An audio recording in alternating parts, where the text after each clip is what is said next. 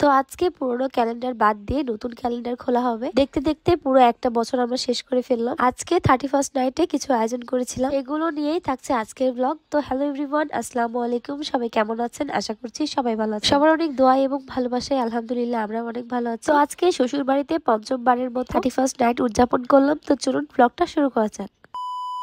একদিন একদিন করে আমরা তো পুরো বছরটাই শেষ করে ফেললাম। অনেকের কাছে 2024 সালটা অনেক বেশি আনন্দের ছিল, আবার অনেকের কাছে ছিল কষ্টের। তো সময় তো আর থেমে থাকে না, একটা একটা দিন করে চলে যায়, ভালো হোক বা খারাপ। তো এই তো আমার ছাদ বাগানে কত সুন্দর ফুলগুলো ফুটেছিল, দেখতেই পাচ্ছ। তো আজকে যেহেতু চিকেন বারবিকিউ করবো, তাই বাবুর আব্বু এখানে বড় সাইজের দুটা মুরগি নিয়ে এসেছে। তো আমি এখানে মুরগিগুলো বের করে দিচ্ছি, একদম ফ্রেশ টাটকা এখনই দিয়ে আসলো। ছাদে বসে বসে কিন্তু এভাবে মুরগি কাটতে বেশ ভালোই লাগছিল। তো এদিকে আরো রান্না হবে গরুর মাংস। তো এখানে আমি মুরগিগুলো এক এক করে কেটে নিচ্ছিলাম। আর এই তো 2024 সালের শেষ বিকেল, দিনটা কেমন জানি দেখতে দেখতেই চলে গেল। তো মুরগি কাটা ধোয়া হয়ে গিয়েছে, এবার আমি মশলা তৈরি করব। তো এখানে আমি আদা বেটে নিচ্ছি। তো আমি গ্রাইন্ডারে আদা বাটার পরে এখানে আমি রসুন গুলো বেটে নিব। তো সব ধরনের মশলা বাটাবাটি করা শেষ হয়ে গিয়েছে, এবার চিকেনটা ম্যারিনেট করে নিব। তো এখানে দুটা মুরগি খুব ভালোভাবে কেটে ধুয়ে নিয়েছি। এবার এখানে এক এক করে মশলা দিয়ে দিব। প্রথমে দিয়ে দিলাম রসুন বাটা, এবারে দিয়ে দিব আদা বাটা। যেহেতু আজকে চিকেনের পরিমাণ অনেক বেশি, তাই মশলাগুলো বেশি করে দিচ্ছি। এভাবে ম্যারিনেট করে 2 ঘন্টার মতো রেখে দিব, তাহলে খুব ভালোভাবে ম্যারিনেট হয়ে যাবে। এবারে দিয়ে দেব পরিমাণ মতো সয়া সস। তারপর এখানে মা দিয়ে দিল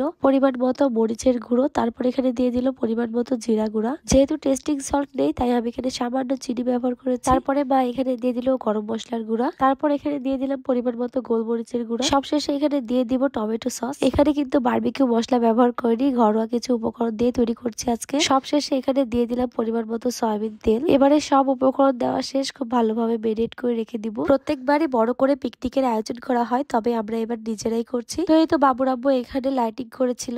এগুলো ছিল সোলার লাইট, এগুলো সূর্যের আলোতে খুব ভালোভাবে চার্জ দিয়ে তারপর এগুলো খুব সুন্দরভাবে আলো দেয়। তো এই তো এখানে আমার শাশুড়ি আম্মা আরো কিছু রান্না করছিল। তো এখানে চিকেন ম্যারিনেট করা হয়ে গিয়েছে, আর শাশুড়ি আম্মা আজকে রান্না করবে বিরিয়ানি। শাশুড়ি মায়ের হাতের বিরিয়ানি তো আমার কাছে অনেক বেশি ভালো লাগে। তো যাই হোক, আমি ঘুরে ঘুরে লাইটিং করা দেখছিলাম। বাবুর আব্বু দেশের বাইরে থেকে লাইটিং গুলো নিয়ে এসেছিল। আর এদিকে গরুর মাংসটা রান্না প্রায় শেষের দিকে। তো আমাদের বাড়িতে যখনই কিছু রান্না করা হয় না কেন, আশেপাশে সব বাড়িতে দিয়ে খাওয়া হয়, যার কারণে একটু বেশি করে রান্না করবে। তো এই তো এখানে এখন বিরিয়ানি রান্না করবে।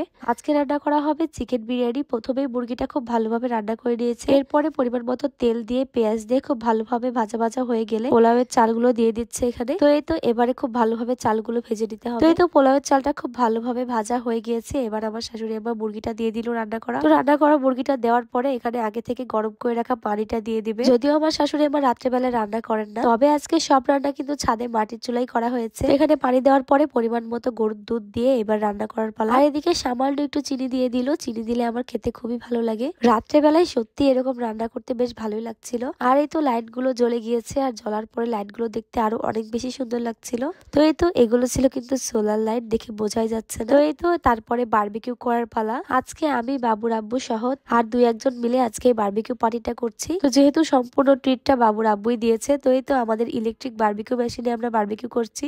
মেশিনটা গত বছরে নেওয়া হয়েছিল। এটাতে আমরা আগেও কয়েকবার বারবিকিউ করে খেয়েছি, খুবই ভালো হয়। আজকে তো ছাদে বেশ অনেক ঠান্ডা ছিল, ছাদে তো আমরা থাকতেই পারছিলাম না। আমি তো ছাদে গিয়ে একটু ঘোরাঘুরি করে আবারও চলে আসছিলাম। তবে সবাই মিলে কিন্তু এরকম বারবিকিউ করে খেতে খুবই ভালো লাগে। তো এখানে বাবুর আব্বু অনেক সময় নিয়ে বসে বসে একটা একটা করে বারবিকিউ করছিল। তো কারা কারা বারবিকিউ করে খেয়েছেন অবশ্যই কিন্তু কমেন্ট করে জানাবেন। এবং যারা যারা ভিডিওটি দেখছেন এখন পর্যন্ত লাইক কমেন্ট করেননি, অবশ্যই কমেন্ট করে সাথেই থাকবেন। আর এদিকে বারবিকিউ করতে করতে তো আমার খিদা লেগে গিয়েছে, আমি তো চলে এসেছি খাবারের জন্য। তো এখানে শাশুড়ি আমার রান্না করা গরম গরম চিকেন বিরিয়ানি নিয়ে আমি চলে এসেছি একদম নিচে। বিরিয়ানি খাওয়ার পরে এখানে আমার শাশুড়ি আম্মা আমার পিঠা তৈরি করতে লেগে গিয়েছে। আমাদের এলাকাতে এই পিঠাকে কুলসি পিঠা বলে। তো এই তো এখানে আমি কুলসি পিঠা তৈরি করছিলাম, আর খুবই সুন্দর করে ডিজাইনও করছিলাম। তো ডিজাইনটা কেমন হয়েছে অবশ্যই কিন্তু কমেন্ট করে জানাবেন। পিঠাগুলো তৈরি হয়ে গিয়েছে, এবার আমার শাশুড়ি আম্মা এখানে সিদ্ধ করবে। তো আমার শাশুড়ি আম্মার মতো এমন শাশুড়ি পেলে আর কি লাগে, শুধু বসে বসে মজার মজার খাবারগুলো রান্না করে দেবে আর আমি খাবো। রাত্রে তো বিরিয়ানি খেয়ে আর কিছুই খেতে পারিনি। তো যারা যারা আমার ভিডিওটা এতক্ষণ না টেনে দেখছেন তাদেরকে অসংখ্য অসংখ্য ধন্যবাদ। সবাইকে নতুন বছরের অনেক অনেক ভালোবাসা এবং শুভেচ্ছা জানিয়ে আজকে ভিডিওটা এখানেই শেষ করছি। আল্লাহ হাফেজ, আসসালামু আলাইকুম।